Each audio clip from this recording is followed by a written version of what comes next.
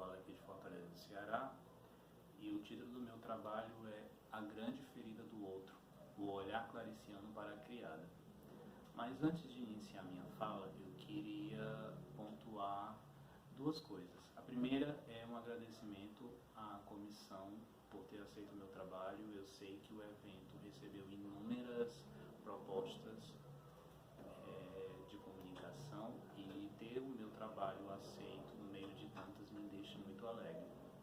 E segundo ponto é que, como essa é uma apresentação gravada, e você que está aí me vendo, se você tiver alguma contribuição, alguma crítica, algo que possa corroborar com o meu trabalho, eu vou deixar o meu e-mail aqui embaixo para que você possa mandar alguma mensagem ou alguma crítica, para que isso possa corroborar com o meu trabalho. Feitas essas pontuações, vamos iniciar a minha fala dentro desse trabalho. Antes de qualquer coisa, de iniciar uma análise sobre o meu trabalho, eu queria chamar a atenção ao processo, ao fazer literário, ou uma reflexão mesmo, a própria literatura. Porque quando a gente, para Antônio Cândido, ele vai dizer que, ele vai falar que o sistema literário ele é composto por autor, obra e leitor. Porém, eu queria fazer uma provocação em cima desse sistema literário proposto por Antônio Cândido, que é: quem é que escreve atualmente no Brasil? Quem são esses sujeitos que são chamados de escritores intelectuais? E quais são os livros que recebem um selo de aprovação para se circular? E, acima de tudo, quem são os leitores? Quem é que atualmente lê esses livros? Essas perguntas elas são pertinentes, uma vez que nós estamos dadas as situações do cenário brasileiro, em que boa parte da população não sabe nem ler nem escrever. Mostra que a literatura, apesar do que diz Antônio Cândido de ser um direito, ela ainda é um privilégio, uma vez que, reitero, boa parte da população não tem acesso à escrita e muito menos à leitura. E aí surge uma terceira indagação: quem são as pessoas que têm acesso aos livros? Uma vez que a gente sabe que os livros ainda são caros e boa parte da população não tem acesso. Responder essas perguntas, elas vão ser interessantes porque vão corroborar com essa pesquisa. Uma vez que eu estou falando de obras, no caso, eu estou analisando aqui nesse trabalho um conto e uma crônica. O conto eu tirei desse livro aqui, que é A Felicidade Clandestina, que é da década de 70, mais ou menos, de 71, o conto A Criada, e de uma crônica que foi extraída do livro de crônicas da Clarice, que é A Descoberta do Mundo, que é de 84. Apesar de que a crônica que eu estou trabalhando, ela é de meados de 68. Então, nesses dois textos, nós temos a figura da criada. Elas são, como eu posso dizer, ela é uma personagem central dos dois textos, mas quem conta a história, o narrador, não são elas são narradas por uma terceira pessoa, que é uma pessoa, nesse caso aqui, esse narrador representa uma mulher de classe alta, da alta burguesia. Então aqui nós temos o olhar dela, dessa figura de prestígio, com seus devidos privilégios, para um outro. Esse outro que é silenciado, que tem direitos negados, entre outras coisas. Então, para corroborar com essa pesquisa, eu estou trabalhando com uma autora chamada Regina Dalcastanhe, e dela eu estou trabalhando com dois livros que estão diretamente ligados com a proposta que eu quero desenvolver. E agora eu queria ler duas citações, como eu disse, de livros diferentes. A primeira, eu estou tirando da literatura brasileira contemporânea, Um Território Contestado, em que ela diz assim: o controle do discurso, denunciado pelo filósofo francês, no caso Foucault, é a negação do direito de fala àqueles que não preenchem determinados requisitos sociais. Uma censura social velada que silencia os grupos dominados. De acordo com Pierre de Bourdieu, ele diz assim: entre as censuras mais eficazes e mais dissimuladas situam-se aquelas que consistem em excluir certos agentes de comunicação, excluindo-os dos grupos que falam ou das posições de onde se fala com autoridade. É interessante porque esse texto ele fala eu estou trabalhando com um capítulo que se chama Lugar de Fala. Isso quer dizer que alguém está falando por outros.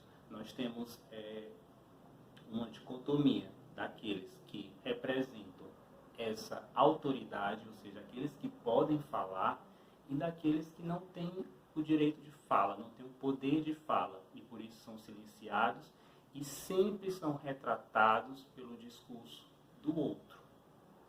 Esse outro, obviamente, não os representa. E aí eu trago uma outra citação, mas de um outro livro que se chama Entre Fronteiras e Cercados de Armadilhas, em que a autora vai falar da questão do narrador.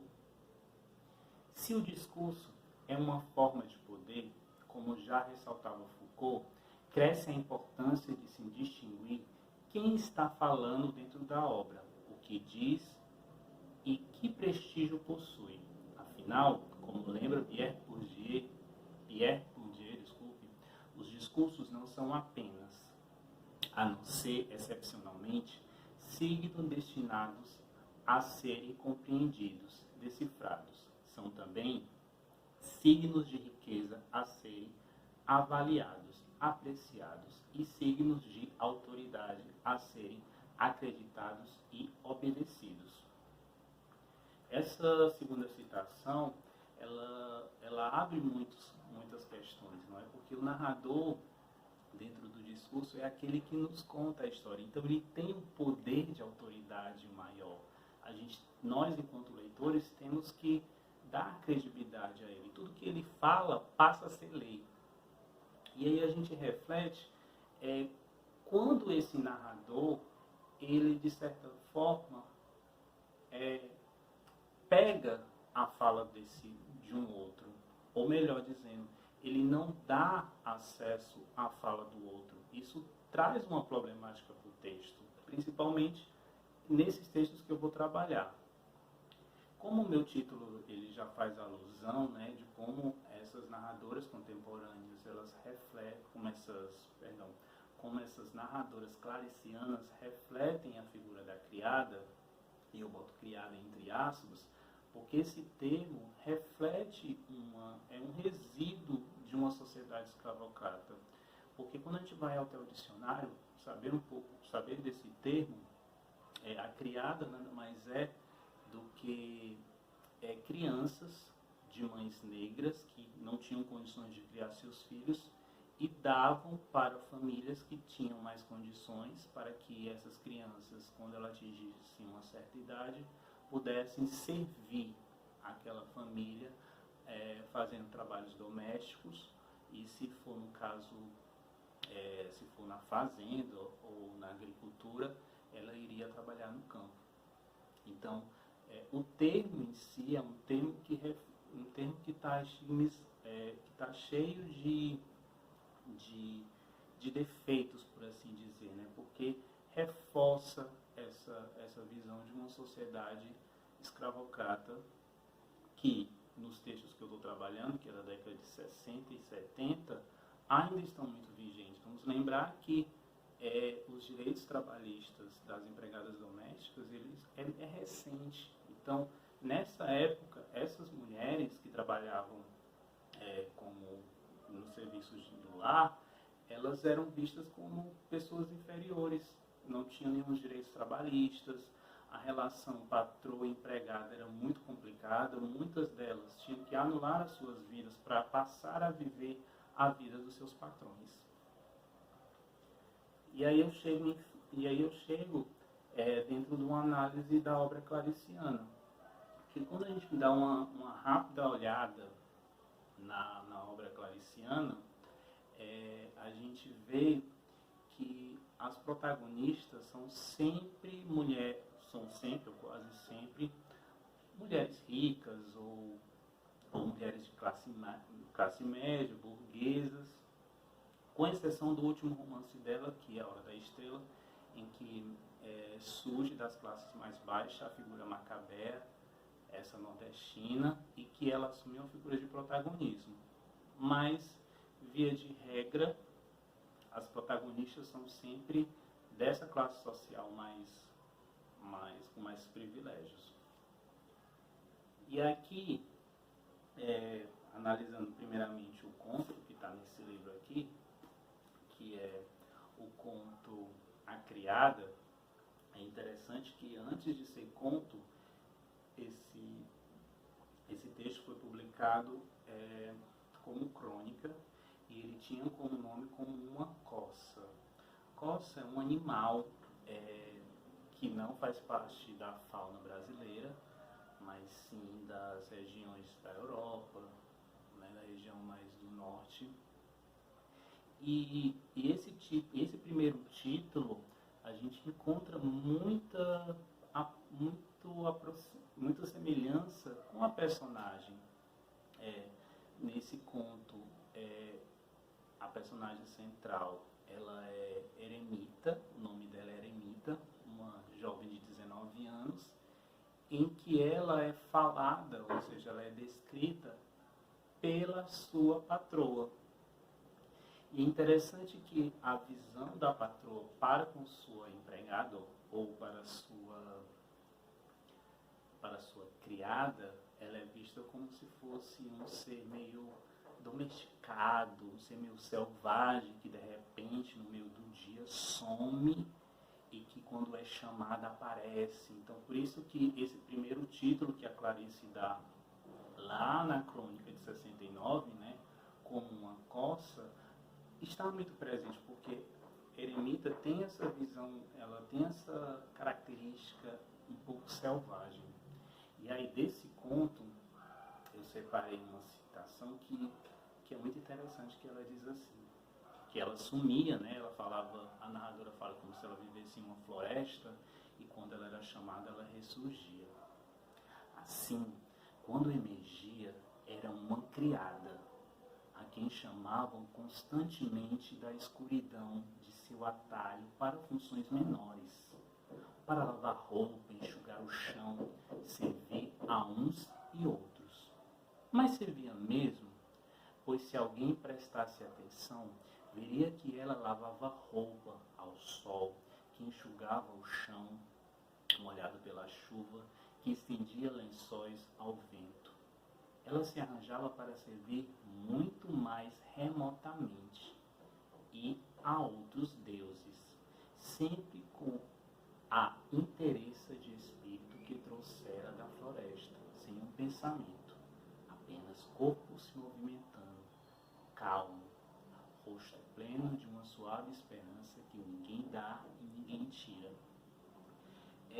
Quando a gente vai pesquisar esse animal, a coça, ele é um animal que está presente tanto na mitologia como também na Bíblia. E ela tem uma relação muito forte com a água. Na mitologia, a coça está relacionada aos deuses, a servir aos deuses. Mas veja que aqui no texto, na visão da patroa, a sua eremita, ou a sua coça, ela estava a serviço de um deus, mas não um deus imortal, um deus mortal, que no caso seria ela própria. Então vejam a estranheza que essa patroa enxerga aquela que vive entre ela, aquela que está entre ela, dentro da casa, né? É como se a patroa fosse uma figura divina e ela estava ali em repleto, entregue com a devoção. E por falar em devoção, aí eu já parto uma análise para a crônica presente nesse texto aqui, presente nesse livro. É interessante que é algo da década, as crônicas que eu estou trabalhando, né, ela é de 1967. E praticamente em uma semana, ou em 15 dias, a Clarice se dedicava a falar de suas empregadas, de suas funcionárias do lar. Mas no texto que eu selecionei para trabalhar aqui, que tem por um título Por Trás da Devoção, ela vai contar a cronista, né, é importante falar, é importante frisar, porque a crônica, por ter essa questão, por ser um gênero híbrido, ora literário, ora jornalístico, ele tem essa questão dessa camuflagem, né, do que é real, do que é irreal. E aqui, no caso, a cronista, ela fala a primeira empregada seria a Aninha, uma mineira de voz abafada, que pediu para ler um livro dela, no caso dela, Clarice. E a Clarice se estranha, porque ela querendo ler um livro dela, disse, não, mas eu não quero misturar literatura com afazeres domésticos. Mas ela diz assim, mas eu quero ler. E aí a autora, a narradora, a cronista diz assim, mas os meus textos são muito difíceis, meus livros são muito difíceis. Aí ela vai e diz assim,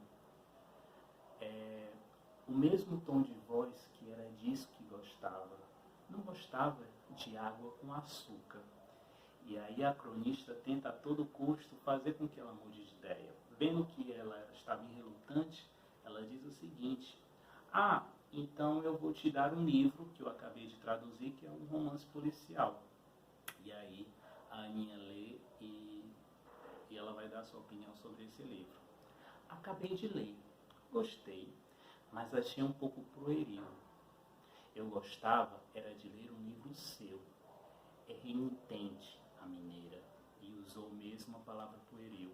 E aqui eu paro para fazer uma análise, porque primeiro, nós temos uma figura, uma escritora que dá um livro que, segundo ela, a Aninha vai gostar.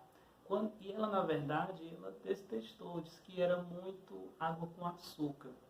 E aqui nós temos uma relação muito próxima daquilo que eu falei lá no começo. Nós temos uma classe dominante, né, que se considera com autoridade de dizer aquilo que os outros vão ler. No caso, esses outros são a massa. Então, é como se ela estivesse dizendo assim, olha, a massa, esse público tem que ler isso. Mas vejo que a Aninha, ela não aceita, ela não está de acordo de ler esse tipo de livro. Ela quer ler, sim, um livro mais complicado, dito mais difícil. E a outra personagem que essa crônica trata é de uma empregada doméstica, no caso uma funcionária, que no caso não tem nome dentro do texto, mas que ela tem uma particularidade. Ela faz análise.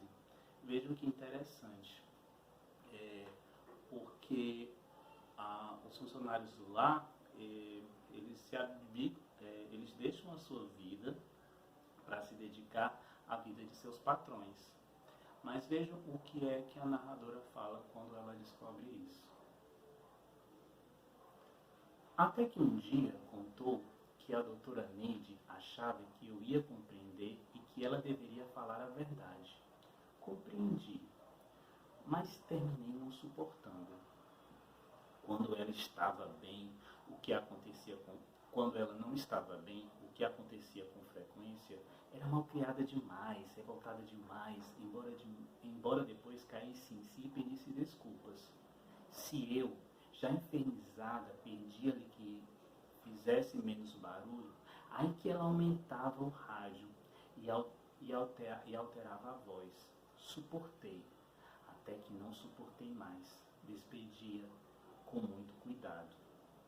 Sou muito sensível a vozes, e se continuasse a ouvir aquele trinado histérico, quem terminaria se socorrendo na doutora Neide seria eu. Então veja que interessante. Nós temos aqui duas funcionárias que não aceitam o papel que é dado a elas. Aninha que não quer ser consumidora de uma literatura de massa. Ela quer ler aquilo que é dito rebruscado, aquilo que é dito difícil. E nós temos outra que faz análise, ou seja, que tem os seus próprios problemas, que tem suas próprias questões, que não vive somente a vida da patroa. E isso é interessante porque mostra Clarice provocando, chacoalhando aquilo que a gente acha que deveria ser, ou como se ela estivesse rompendo com tais estereótipos. E assim, eu concluo que a obra de Clarice nos provoca a repensar espaços, a contestar lugar do subalterno da literatura. Por isso que lá no começo eu fiz aquelas questões. Quem é que escreve? Quem é que publica? E quem é que lê?